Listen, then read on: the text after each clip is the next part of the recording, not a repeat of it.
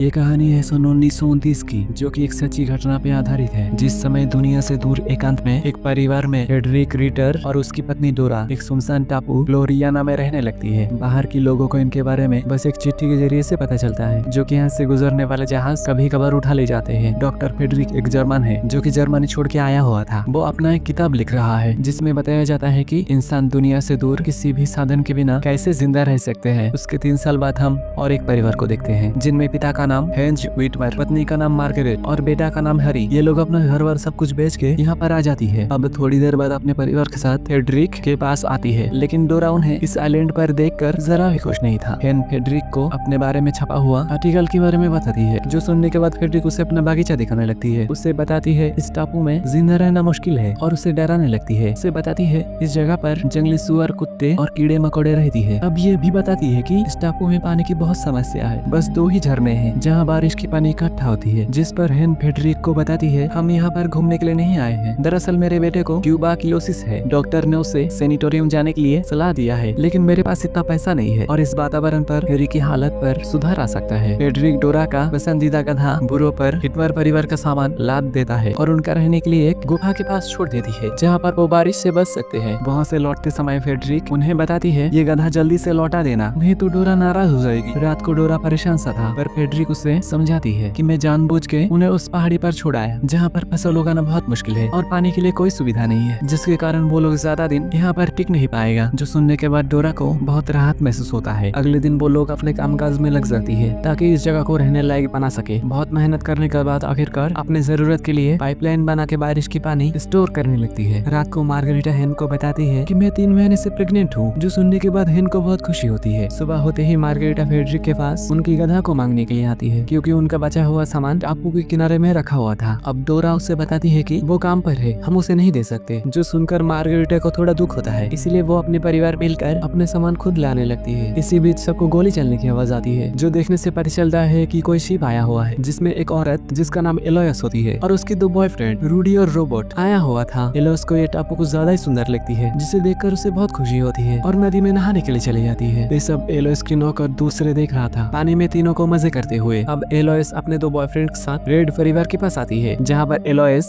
Frederick की तारीफ करते हुए बताती है कि इंजीनियर, मिनिस्टर और गवर्नर भी तुम्हारी ही बातें करती है। जो इंसान अपने दांत खुद ही उखाड़ देती है ताकि उसमें कीड़े न लगे। अब फ्रेडरिक एलोयस से पूछती है कि तुम किस जगह पर रुकी हुई हो। इस पर एलोयस बोलती है कि मैं समुद्र तट पर रुका हुआ हूँ। इस सुनने के बाद फ्रेड एलोयस को बोलती है वहाँ पर तुम्हें ताजा पानी नहीं मिलेगा और मैं तुम्हें एक अच्छी जगह दिखाती हूँ। उसके बाद सीन शिफ्ट होता है। हम देखते हैं एलोयस और उसकी बॉयफ्रेंड पानी में नहा रहा था। अब कुछ देर बाद हेन और उसकी पत्नी मार्गरेटा वहाँ पर आ जाती है और उन्हें डांटने लगती है कि ये हमारा पीने की पानी है। तब एलोयस पानी से बाहर निकल आती है और उन्हें बताती है कि मुझे माफ कर दो, मुझे इसके बारे में पता नहीं था। उसके बाद वो कुछ खत निकाल के दे देती है और उन्हें बताती है कि इनमें से कुछ खत आपकी है और बाकी डॉक्टर रिटर की है, जो कि आप उन्हें दे देना। अब वो खत लेके डॉक्टर रिटर के पास जाती है। अब डॉक्टर देखता है लिफाफा पहले से खुला हुआ था। रिटर सोचता है कि एलोयस चाहता तो वो जब आया था तो वो खुद मुझे दे सकता था, लेकिन उसने तुम्हें देकर भेजा है। जिस पर डोरा बताती है कि एलोयस चाहता है कि हम तुम पे शक करें और 2 परिवार आपस में लड़ने लगे। अब हेन गुस्सा होकर एलोयस के पास आती है और उससे बताती है आपने हमारी पड़ोसी को हमारे खिलाफ भड़काने की कोशिश की है, जो आपने अच्छा नहीं किया। जिस पर एलोयस बताती है कि तुम बता सकती हो कि डॉक्टर रिटर ने अपना पानी की जगह बताने की बजाय तुम्हारा कुएं का रास्ता क्यों बताया। इसलिए कि वो मुझे ही तुम्हारे खिलाफ भड़काने की कोशिश कर रहा है ताकि हम यहाँ से चले जाए। अब एलोयस हेन को बताती है मैं इस जगह पर शानदार होटल बनाना चाहता हूँ, जिससे बहुत इनकम होगी। ये सुनने के बाद हेन उससे बताती है इस जगह पर कोई भी सुविधा नहीं है, तुम यहाँ पर होटल कैसे बना सकती हो। जो सुनने के बाद एलोयस उससे नाराज हो जाती है। अब बहुत दिन बीत चुका था, उनके घर भी आधा बन के तैयार हो गया था। उनके मेहनत किया हुआ फसल सब्जी भी उग चुका था, जो देखने के बाद उन्हें बहुत ज्यादा खुशी होती है। जहाँ पर एलोयस भी आ जाती है और उनके बाजू में अपने डेरा डालने लगती है, इसलिए कि समुद्र किनारे पानी का कोई सुविधा नहीं थी और गर्मी भी बहुत है। एलिसा उनके पास में रहना हेन और मार्गरेट को जरा भी अच्छा नहीं लगा, लेकिन एलोयस दिलासा देती है कि तुम अपने पति से कहो बहुत ज्यादा परेशान मत हो। बीच में मेरे रेस्टोरेंट बनने के बाद मैं यहाँ से चली जाऊंगी। मेरा बॉयफ्रेंड रूडी इस जगह पर कुआं बनाने के लिए बहुत कोशिश कर रहा है। मार्गरेटा बताती है मैं पेट से हूँ और मुझे यहाँ पर शांति चाहिए। अब कुछ दिन बाद देखते हैं रूडी पानी के लिए एक करके बहुत सारा कुआं खोद चुका था, लेकिन उसे पानी का एक भी स्रोत नहीं मिला, जिससे गुस्सा होकर वो अपने टेंट के पास वापस आ जाती है, जहाँ पर रोबोट और एलोयस आपस में जोर जोर से संबंध बना रहा था। कुछ देर बाद एलोयस टेंट से बाहर आके रूडी से कुछ गर्म खाना मांगती है, जिस पर रूडी बताती है कि अब हमारे पास कोई भी खाना नहीं बचा और ना कोई बगीचा, तुमने बस अपने फायदे के लिए हमारा इस्तेमाल किया है। जिससे गुस्सा होकर एलोयस जंगल में चली जाती है, जहाँ पर उसे हैरी से मुलाकात होती है। अब हैरी से बात करके उसे थोड़ा सुकून मिलता है। एलोइस बातों बातों में हैरी से उनके रखा हुआ खाने के बारे में पता लगा लेती है। अगले दिन मार्गारेट घर में अकेला था, इसीलिए रूडी और बाकी सारे मिलकर उनके घर में खाना चुराने के लिए जाती है। उसी समय मार्गारेट के पेट में बहुत दर्द होने लगती है, जिसके कारण वो अपनी मदद के लिए बाहर जाके सबको आवाज देती है। अब एलोइस और रूडी टेंट में ही होती है, लेकिन कोई भी उसका मदद नहीं करता, इसीलिए वो खुद ही जमीन में पेपर बिछा के बच्चे को जन्म देने की कोशिश करती है। कुछ जंगली कुत्ते उसे अकेले देखकर उस पर हमला करने लगती है। इसी दौरान मार्गारेट बच्चे को जन्म दे देती है, जिस बच्चे को देखकर कुत्ते और ज्यादा आक्रामक हो जाती है। तभी हेन और हैरी अपने डॉगी के साथ वहाँ पहुँच जाती है और गोली चलाने लगती है, जिसकी आवाज सुनकर कुत्ते वहाँ से भाग जाती है। उससे मार्गारेट बच्चे के साथ सही सलामत होता है। रूडी बहुत दिन से कुछ खाया नहीं था, इसीलिए वो हेन परिवार के पास खाना मांगने के लिए आती है। अब खाना खाते समय रूडी एलोइस की सारा सच्चाई बताने लगती है कि उसके माता पिता ने उसकी बुरी काम की वजह से उसे छोड़ दिया था। उसने पूरा यूरोप को बर्बाद कर दिया है, जिसके कारण उसके लिए बस पेरिस से ही बचा था, जहाँ पर वो काबरे में एक डांसर के तौर पे काम करता था। वहाँ पर रोबोट और मेरा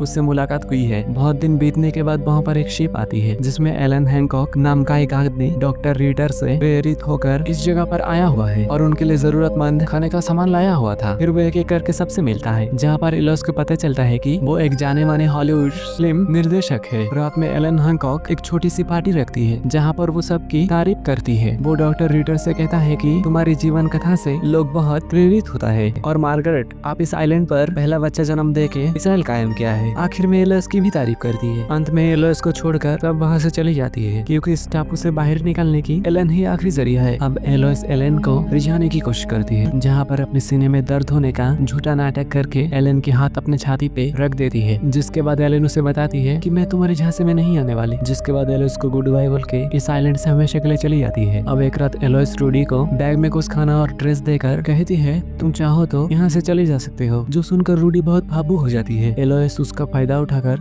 उसे एक काम देती है। रात को हेन की परिवार वाले सोते समय उसे बाहर से कुछ आवाज आती है, जिससे हेन बाहर चल के देखती है तो उसे लगता है कि कोई उनका पानी की व्यवस्था खराब कर रहा है, जहाँ पर हेन गलती से गधे को गोली मार दिया था, जो देख के लगता है किसी ने जानबूझ के गधे को इस जगह पर छोड़ा है। अब डोरा देखती है उसकी सड़ा हुआ मीट खिलाने की वजह से मुर्गी बीमार पड़ जाती है और पता चलता है कि उसकी गधा बुरो भी गायब था, जिसे ढूंढने के लिए हेन परिवार के पास आती है, लेकिन हेन जानबूझकर नाटक कर रहा था। डोरा थक हार के गिर चुका था। अब हेन उसे उसके घर छोड़ने के लिए जाती है, जहाँ पर हेन रीटर को बताती है मैं रात को अनजाने में गधे को गोली मार दिया था। अब पास में छुपकर रूडी उनकी जासूसी कर रहा था, इसीलिए हेन और रीटर को उस पर शक होता है। वो दोनों रूडी के पास आ रहा था, लेकिन उन्हें रूडी रास्ते में मिल जाती है, जो कि रो रहा था। अब रूडी उन्हें बताती है कि एलोइस के कहने पर उसने गधे को हेन की घर के पास छोड़ा था। इस सुनने के बाद रीटर और हेन गुस्सा होकर एलोइस के पास जाती है, ताकि उससे बात करके सारा मसला सुलझा सके। अब टेंट के पास आके एलोइस का आवाज देने पर रोबोट गुस्सा होकर सबके मारने लगती है। अब रूडी को लगभग मार ही चुका था, लेकिन हेन बीच में आ जाती है। वो एक चाकू से रोबोट पर कई वार करती है, जिससे वहाँ पर उसकी मौत हो जाती है। एलोइस बहुत चालाकी से सबको अपने बातों में फंसाने की कोशिश करती है। ये कहेगी कि मैं रिसोर्ट बनाने के बाद उसका हिस्सा तुम लोगों को देना चाहता हूँ, लेकिन तभी उससे तंग होके उस पर गोली चला देती है। उसके बाद उनकी लाश को समंदर में फेंक देती है। रूडी को हेन के कहने का मुताबिक दोनों परिवार में झूठी खबर फैलाती है कि एलोइस और रोबोट इस टापू से भाग गए, लेकिन डोरा और मार्गारेट को इस बात पर यकीन नहीं होता। अब रूडी एलोइस का कुछ सामान का सौदा रीटर से करती है, ताकि उसी पैसों से इस आइलैंड से वापस जा सके। मार्गारेट हेन से सवाल जवाब करने लगती है कि डॉक्टर रीटर तुम्हें मर्डर करने के केस में फंसा देगा और अकेले इस जगह पर राज करेगा। मैंने गोली की आवाज सुनी थी, इसलिए मैंने तुम्हारी गन भी चेक किया था, लेकिन वो बिल्कुल भरा हुआ था, जिसके कारण डॉक्टर रीटर ने गोली चलाई थी। दूसरी ओर डोरा रीटर से तंग आ चुका था, क्योंकि वो अपनी जिंदगी का मकसद भूल के बस दूसरों को नीचा दिखाने में अपने समय बर्बाद कर रहा था, इसीलिए डोरा उसे छोड़ना चाहती है। मार्गारेट डोरा के घर जा रहा था, लेकिन वो उसे रास्ते पे मिल जाती है। डोरा की मुर्गी बीमार पड़ चुका था, इसलिए मार्गारेट उसे देने के लिए स्वस्थ मुर्गी लाया था। डोरा पहले तो इनकार करती है, लेकिन बाद में ले लेती है और ये भी बताती है कि रीटर एक खतरनाक आदमी है। अब रूडी को गुजरने वाले एक जहाज दिख जाती है, जिनसे वो उसे ले जाने के लिए मदद मांगती है, लेकिन वो कप्तान मना कर देती है। जब रूडी से ज्यादा पैसे देने की लालच देती है, इससे रूडी को साथ ले जाने के लिए राजी हो जाती है। दूसरे दिन रीटर को लिखने के लिए नई सोच और बड़ी कामयाबी मिल जाती है, इसलिए डोरा रीटर से इसी खुशी में चिकन पैटी बनाने की बात करती है। रीटर हामी भरने से डोरा जानबूझ के उसे बीमार पड़ा हुआ मुर्गी पका के देती है, जिसे रीटर बिना कुछ सोचे ही खा लेती है। उसके कुछ देर बाद डोरा अपने पति के तबीयत खराब होने की वजह से हेन परिवार के पास आती है। हेन रीटर को देखने के बाद डोरा से सवाल करने लगती है कि इनके साथ क्या हुआ है, लेकिन डोरा उसका कोई जवाब नहीं दे पाता। उससे पहले मार्गारेट बताने लगती है ये सब बस फूड पॉइजनिंग की वजह से हुआ है, जो कि एक छोटा सा गलती था। अब डोरा धीरे से रीटर से कहती है कि अब तुम अमर अमर हो जाओगी। रीडर मरने से पहले डोरा को बताती है कि तुम्हें मरने वाले की बददुआ लगेगी, जिसके बाद वो अपनी आंखें बंद कर देती है। उससे कुछ समय बीतने के बाद गवर्नर साहब एलोइस की मौत के सिलसिले में हेन परिवार से पूछताछ करने के लिए आती है। मरने से पहले डॉक्टर रीटर ने गवर्नर को एक चिट्ठी लिखा था, जिसमें बताया गया है कि हेन ने ही एलोइस के मर्डर किया है। इसीलिए गवर्नर पहले हेन से पूछताछ करती है, जिस पर हेन का बताना था कि मैंने किसी का मर्डर नहीं किया। अब गवर्नर मार्गरेटा से सवाल करती है और बताती है कि आपका पति हेन कत्ल किया है, जिसका पुष्टि खुद डोरा ने किया था। मार्गरेट अपने पति की बचाव में बताती है कि आपको पता नहीं, डोरा ने ही अपने पति का मर्डर किया है। मैं एक दिन पहले ही डोरा को स्वस्थ मुर्गी दिया था। जो आदमी 4 साल से इस टापू में टिका हुआ था, वो अचानक चिकन खा के मर नहीं सकता। डोरा जानबूझकर अपने पति को सड़ा हुआ चिकन खिलाया था। जब गवर्नर को कोई सुराग नहीं मिलता तो वो वापस लौट जाती है और डोरा भी उनके साथ चली जाती है। गवर्नर जाती हुई है परिवार से अपने साथ चलने के लिए पूछती है, लेकिन मार्गरेट बताती है कि अब यही हमारा घर है। तभी हम किनारे पे रूडी और जहाज की कप्तान की लाश दिखाई देता है, इसीलिए कि